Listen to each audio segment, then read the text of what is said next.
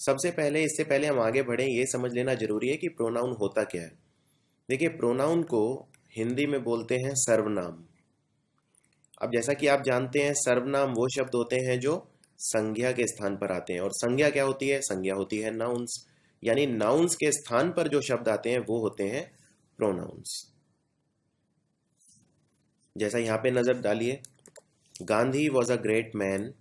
अब यहां पर मैंने लिखा है गांधी, यानी मैंने लिखा है किसी का नाम, यानी नेम ऑफ अ पर्सन।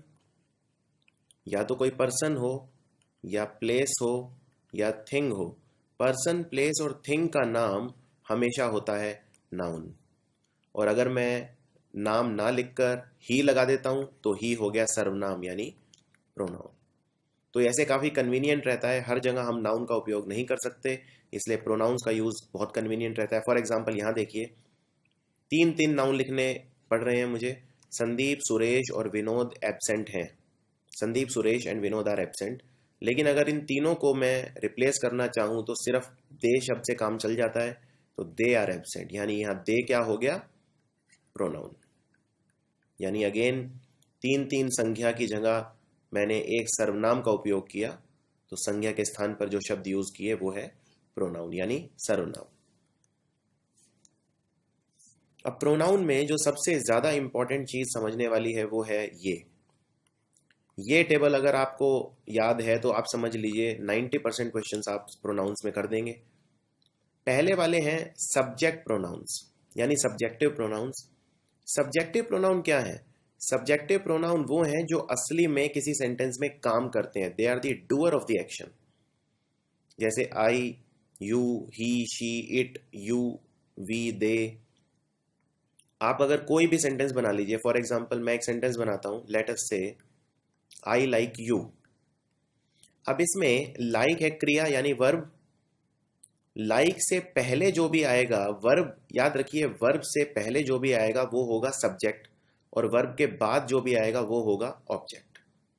अब इसके अंदर आई, लाइक किसके लिए आया है? लाइक आई के लिए आया है या यू के लिए आया है? लाइक आई के लिए आया है, आई लाइक।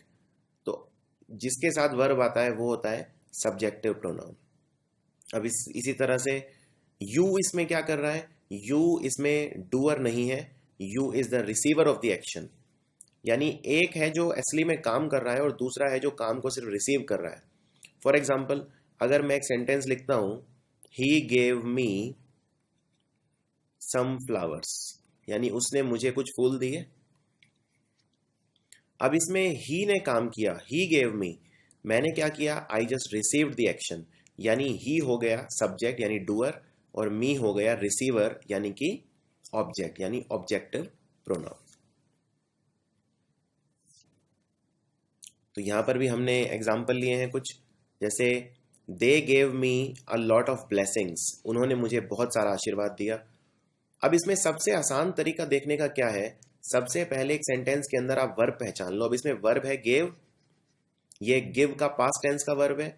वर्ब से पहले जो भी होगा वो होगा सब्जेक्ट, और वर्ब के बाद जो भी होगा वो होगा ऑब्जेक्ट यानी ऑब्जेक्टिव प्रोनाउन।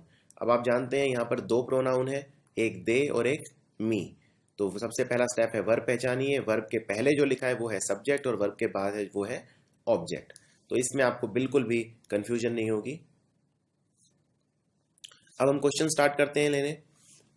पहला देखिए, all the doubts were clear between you and I, या all the doubts were clear between you and me. अब इसमें आप याद रखिए, एक मैं रूल आपको बता देता हूं जिससे आपके लिए बहुत आसान हो जाएगा।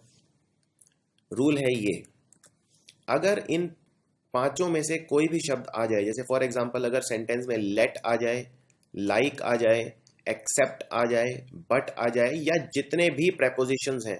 प्रेपोजिशन जैसा कि आप जानते हैं, प्रेपोजिशंस होते हैं रिलेशनशिप वर्ड्स।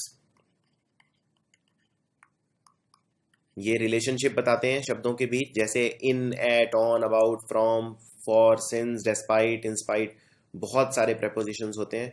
अगर कोई भी प्रेपोजिशन आ जाए, बट, एक्सेप्ट, लेट या लाइक, इनमें से कोई भी शब्द आ जाए, तो आप हमेशा यूज करेंगे ऑब्जेक्टिव प्रोनाउन। और ये है आपका गोल्डन रूल, इससे आप लगभग सारे क्वेश्चन कर देंगे। फॉर एग्जाम्पल अब इन सेंटेंसेस को देखिए, एवरीबडी उसके अलावा सब पार्टी में आ रहे हैं, एवरीबडी एक्सेप्ट ही या हिम, ही आएगा या हिम ये क्वेश्चन है, is coming to the party. अब इसमें शब्द आ गया एक्सेप्ट। आप जानते हैं पिछली स्लाइड में मैंने बताया था एक्सेप्ट के साथ क्या आता है, ऑब्जेक्टिव प्रोनाउन। तो ऑब्जेक्टिव प्रोनाउन ही है या हिम, ऑब्जेक्टिव प्रोनाउन है हिम। इसी तरह there is no person like he या हिम, उसके जैसा कोई पर्सन नहीं है, so there is no person like him, क्योंकि लाइक के साथ भी आता है objective pronoun. She shouted at, अब यहां पर एट क्या है, प्रेपोजिशन, तो प्रेपोजिशन के साथ हमेशा ऑब्जेक्टिव प्रोनाउन आएगा यानी me. There should be no animosity between dash and dash, अब यहां पर बिटवीन जब आ जाता है तो अगेन आप ऑब्जेक्टिव प्रोनाउन लगाते हैं। यहां पर ही या हिम में से ऑब्जेक्टिव प्रोनाउन कौन सा है, हिम। और आखिरी let him do his work या let he do his work without any disturbance, let के साथ भी आता है ऑब्जेक्टिव प्रोनाउन यानी let him do his work. दूसरे और थोड़े से ट्रिकी रहते हैं कंपैरिजन वाले सेंटेंसेस, जिनमें कंपैरिजन हो सकता है। जहां भी कंपैरिजन, आप जानते हैं जहां भी कंपैरिजन होता है वहां दो शब्द लगते हैं, या तो देन लगता है या टू लगता है। For example I am superior than you या I am superior to you, superior शब्द के साथ टू लगता है, इंफीरियर शब्द के साथ टू लगता है, जूनियर, सीनियर, एंटीरियर, पोस्टीरियर, बहुत सारे शब्द हैं जिनके साथ टू लगता है। लेकिन बहुत सारे शब्द ऐसे भी हैं जिनके साथ देन लगता है, जैसे I am taller than you, मैं आपसे ज्यादा लंबा हूं, I am smarter than you. तो अभी देखते हैं यहां पर क्या कंपैरिजन हो रहा है, I can sing better than he या हिम। अब जनरली हमारा जो टोन है मतलब ज्यादातर लोग इसमें आंसर देते हैं him, I can sing better than him. लेकिन याद रखिए एक गोल्डन रूल, आप हमेशा सब्जेक्ट को सब्जेक्ट के साथ कंपेयर करेंगे और ऑब्जेक्ट को ऑब्जेक्ट के साथ। अभी दूसरे वाला सेंटेंस देखते हैं, you can dance better than they या देम, तो इसमें भी ज्यादातर लोग आंसर करते हैं you can dance better then them, आप उनसे अच्छा डांस कर सकते हैं।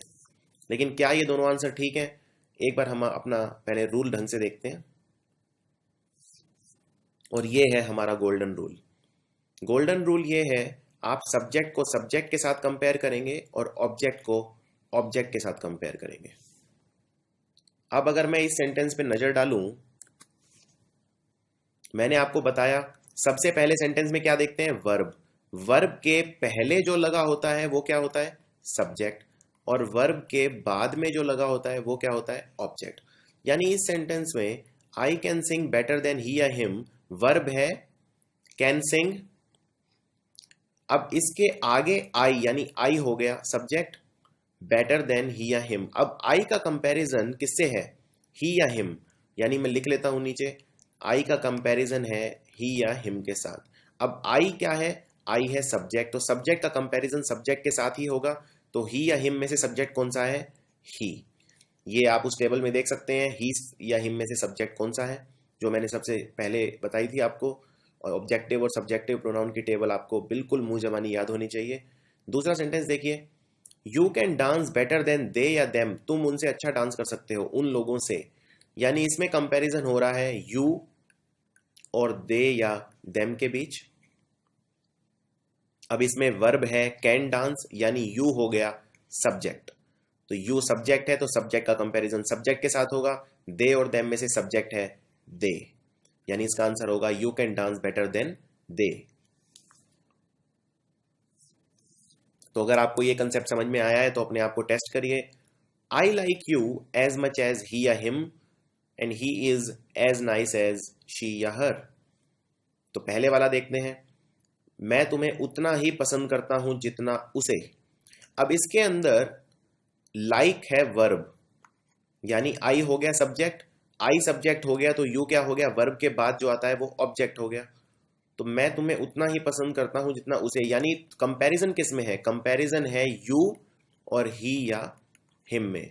अब यू इसमें ऑब्जेक्ट है तो हम अपना गोल्डन रूल लगाएंगे, ऑब्जेक्ट को कंपेयर करेंगे ऑब्जेक्ट के साथ, यानी ही और हिम में से ऑब्जेक्ट कौन सा है, हिम, यानी इसका आंसर होगा हिम। अगला, he is as nice as she या हर, अगेन इसमें वर्ब है इज, यानी ही हो गया सब्जेक्ट। अब ही का कंपैरिजन इसमें किसके साथ है, शी या हर के साथ, तो इसमें ही है सब्जेक्ट, और सब्जेक्ट का कंपैरिजन सब्जेक्ट के साथ ही करेंगे। शी और हर में से सब्जेक्टिव प्रोनाउन कौन सा है? शी, यानी he is as nice as she. अब ये कुछ इंपॉर्टेंट कंसेप्ट देखते हैं, कुछ क्वेश्चंस देखते हैं।